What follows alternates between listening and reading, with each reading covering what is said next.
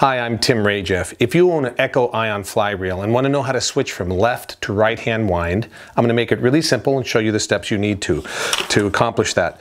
On the instruction sheet, you can take a minute and look at the breakdown. It describes it, but it might be easier if I just show it to you.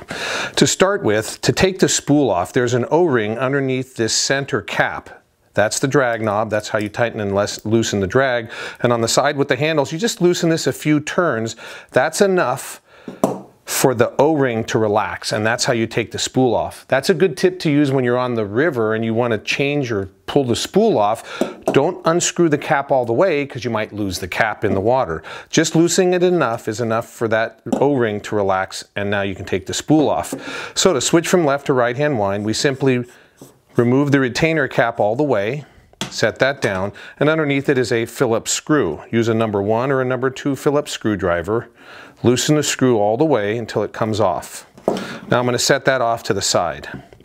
Now you're ready to pull the whole hub off. So this hub has a 6-sided receptacle on the inside, and that's where this little one-way roller clutch is engaged. So you pull this thing off, it almost looks like a bolt. Pull it off, flip it over, and slide it back on. That's all you have to do to switch this from left to right hand wind. Now, the cone goes back on. You can turn it until it's found its home. And you can check it. You can say, oh yeah, now it's right hand wind. I'll flip this back over. It's just really easy. Put the cone back on. Now I got left hand wind. That's as simple as it is. The trick is when I go to put the screw with this little washer back on, there's a little slot in the bottom of the washer that has to engage in a groove. If it's not properly seated, it has to turn until it drops into the slot on the shaft. If it's not properly seated, the whole hub will not stay tight to the frame. In other words, the reel will not perform correctly. So if you mess up and you tighten it down without that little slot engaging, you can see the spool is lifting up and down. Just a little turn with your finger will help set that. Tighten it down.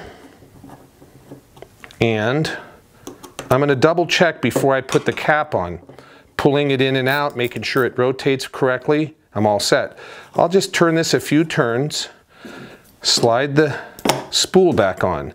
Now here's one more last trick. The spool latches to 4 pins on the back of the spool, latch onto 4 little spaces on this hub. Instead of trying to line it up perfectly, just set the spool down in the spool, on the cone, tighten the drag,